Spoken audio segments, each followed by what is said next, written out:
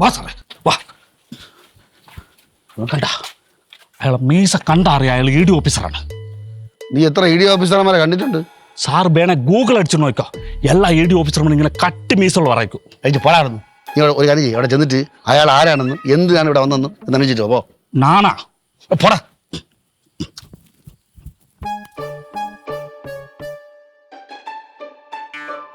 ആരാ ചോദിക്കാൻ നീ ആരാ? അതെന്താ സാർ അങ്ങനെ? നീ പുറത്തുള്ളവനല്ലേ, നിന്നോട് ഞാനല്ലേ ചോദിക്കണ്ട നീ ആരാ? ഞാൻ ആരാ ചോദിക്കുന്നതിനോട് ആരാ പറഞ്ഞത്?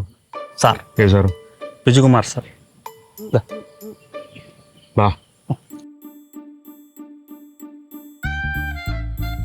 സാറാണോ അവിടുത്തെ സാറ്?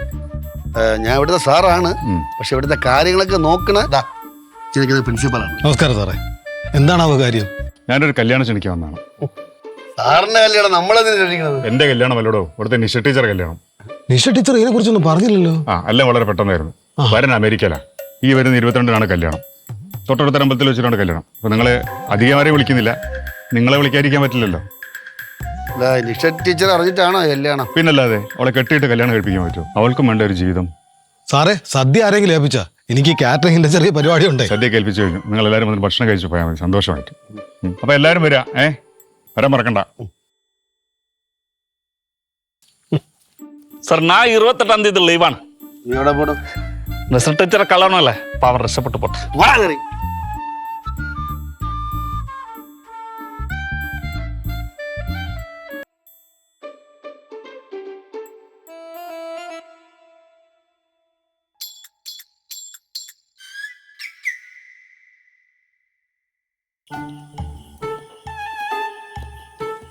ചേട്ടാ, ചേട്ടാ ഇപ്പം പട്ടാളത്തിൽ നിന്ന് പിരിഞ്ഞിട്ട് എത്ര വർഷമായി? 2 വർഷം. 2 വർഷം. ഞാൻ നാട്ടിലുണ്ടായിരുന്നെങ്കിൽ എൻ്റെ നിഷമോളുടെ കല്യാണം അത്ര വൈകില്ലായിരുന്നു. ആട്ടെ, ബിജുകുമാറിന്റെ ഭാര്യയും കുത്തിരി കുട്ടികളൊക്കെ എന്ത് ചെയ്യുന്നു? അയ്യോ, ഞാൻ കല്യാണം ഒന്നും കഴിച്ചിട്ടില്ല സാറേ. നിങ്ങളുടെ ഈ കോച്ചിങ് സെന്ററിൽ കല്യാണം കഴിക്കാൻ പാടില്ലെന്ന് വല്ല നിയമമുണ്ടോ? സാറിന്റെ ഒരു തമാശ.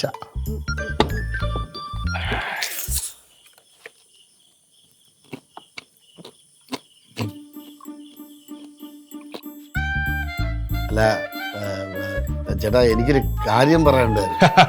എനിക്കറിയാം, എൻ്റെ പട്ടാള കഥകൾ കേൾക്കാനല്ലേ. ഞാൻ എൻ്റെ പട്ടാള കഥകൾ പറയുമ്പോൾ നീ മേടിക്ക് കയറി ഇടപെടരുത്.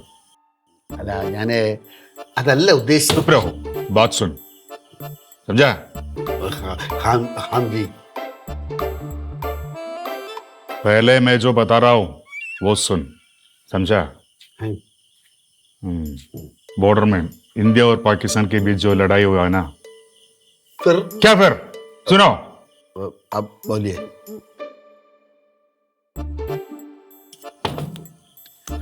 അതിർത്തിയിലെ 45 ഇന്ത്യൻ പട്ടാളക്കാരെ പാകിസ്ഥാൻ പട്ടാളം വന്ന് വളഞ്ഞു.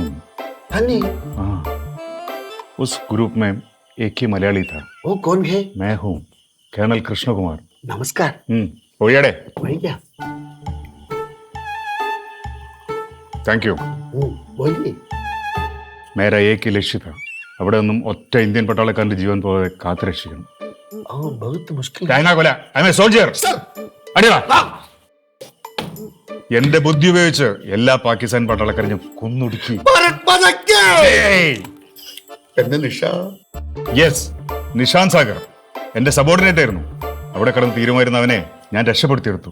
ഇപ്പോഴും എന്റെ പേര് പറയുമ്പോൾ നിഷയുടെ കണ്ണു നിറയും. എന്റെ നിഷാന്ത് സാഗർ അല്ല, നിഷബോൾ. നിഷബോൾ.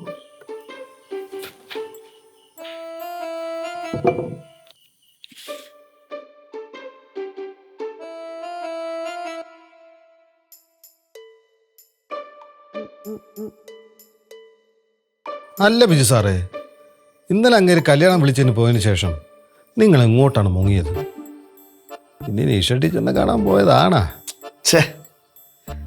ഞാൻ അവളുടെ അമ്മാവനായിട്ട് കുറേ കാര്യങ്ങൾ സംസാരിച്ച്, കൂട്ടത്തില് കല്യാണം മുടക്കാൻ എന്തെങ്കിലും വഴി ഉണ്ടോന്നും കൂടെ അതുകൊണ്ടാണ് സംസാരിച്ചത്. എന്നിട്ട് വല്ലതും നടന്നാ? എവിടെ നടക്കാൻ? 2,500 രൂപ പോയി. അങ്ങേര് വെള്ളം അടിച്ചു കഴിഞ്ഞാൽ പിന്നെ ഹിന്ദി സംസാരിക്കും. ആ കിഷനെ കൂടെ കൂട്ടായിരുന്നു. അതാകുമ്പോൾ അവ അർത്ഥമെങ്കിലും പറഞ്ഞു തന്നെ. ബിജു സാറേ, ഞാൻ ഒരു കാര്യം പറയാം. നിഷ ടീച്ചർ ഇന്ന് വന്നിട്ടുണ്ട്. അവരുടെ മനസ്സിൽ എന്താണെന്നുള്ളത് ഉടനെ അറിയണം. മനസ്സിലായില്ലേ? അപ്പം നിഷ ടീച്ചർ അറിഞ്ഞിട്ടല്ലേ കല്യാണം? ആ ബിജു സാറേ, ഞാൻ ഒരു കാര്യം പറയാം. നിഷ ടീച്ചറിന്റെ മനസ്സിൽ എന്താണെന്ന് ഉടനെ അറിയണം. ഇപ്പോഴത്തേക്ക് സമയം വൈകിന്ന്. അതിനിപ്പം ഞാൻ എന്താണ് ചെയ്യേണ്ടത്? നിങ്ങൾ മരിക്കണം. ഞാൻ മരിക്കണോ? അങ്ങനെയല്ലെന്നേ, നിങ്ങൾ മരിച്ചു എന്ന് ഒരു ഹെവി ആയിട്ടുള്ള വാർത്ത വന്നു കഴിഞ്ഞാൽ നിഷ ടീച്ചറിന്റെ മനസ്സിൽ എന്താണെന്ന് നമുക്ക് ഉടനടി അറിയാം. അപ്പം ആരെങ്കിലും ചെന്ന് പറയണം. ആ, എങ്ങനെയുണ്ട് ഐഡിയ? അപ്പം ഞാൻ മരിക്കണം. ആ, മരിക്കണം.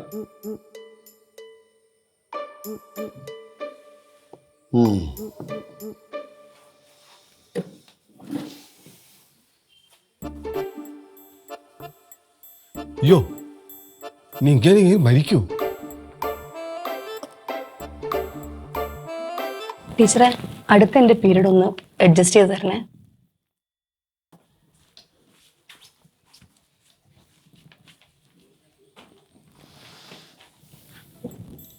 അല്ല ബിജു സാറേ, ഇന്നലെ എവിടെ പോയി?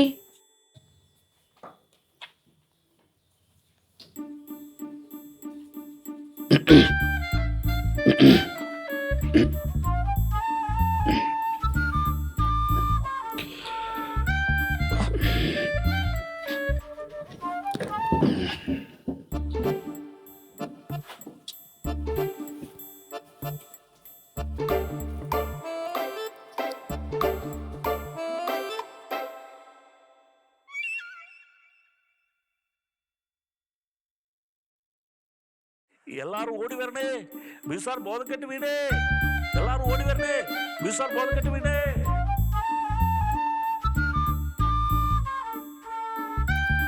രണ്ടിലൊന്ന് അറിഞ്ഞിട്ട് പോരെ, പോയിട്ട് വേണം. ഞാനൊന്ന് സ്വീപ്പർ കൊടുത്തു നോക്കട്ടെ.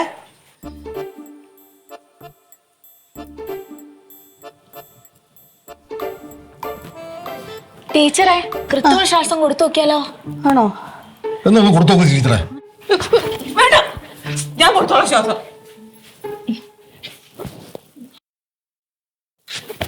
പറ്റിക്കായിരുന്നല്ലേ എന്നെ?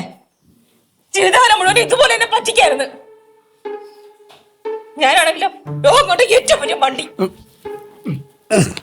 എന്റെ കല്യാണം ഉറപ്പിച്ചു എന്ന് പറഞ്ഞപ്പോ നിങ്ങൾ അത് വിശ്വസിച്ച് അല്ലേ? അങ്ങനെ എനിക്ക് വേറൊരു കല്യാണം കഴിക്കാനായിരുന്നെങ്കിൽ എപ്പോഴാ ആയിരുന്നത്? എൻ്റെ വീട്ടുകാർക്ക് സ്വത്തും പണമൊക്കെ കിട്ടിയപ്പോ ഞാൻ വിചാരിച്ച്. നിങ്ങൾ എന്താ വിചാരിച്ചേ? എന്താ വിചാരിച്ചേ? ഞാൻ വേറൊരാളെ കല്യാണം കഴിച്ചു പോകും എന്ന് അല്ലേ? സ്വത്തും പണമൊക്കെ ആവശ്യം നിങ്ങൾക്കും നിങ്ങളെ വീട്ടുകാർക്കും അല്ലേ? എനിക്കാണോ? നമ്മളെ കല്യാണാലോചന മുടങ്ങി അന്ന് വരെ ഞാൻ ഈ കോമാളി വേഷം കെട്ടിയതേ നമുക്ക് ഒരുമിച്ച് ജീവിക്കാൻ വേണ്ടിയായിരുന്നു. നിന്നെ എനിക്ക് എപ്പോഴും കാണാൻ വേണ്ടിയായിരുന്നു. മതി, ഇപ്പൊ മനസ്സിലായില്ലേ രണ്ടാളുടെ മനസ്സിൽ എന്താണെന്ന്? ഏറ്റവും നല്ല അടുത്ത ദിവസം നോക്കി നല്ല മുഹൂർത്തത്തിൽ നമ്മൾ ഇവരുടെ കല്യാണം നടത്തും. സദ്യ എന്റെ വക ഫ്രീ. എല്ലാം കൈയ്യട്ടെ.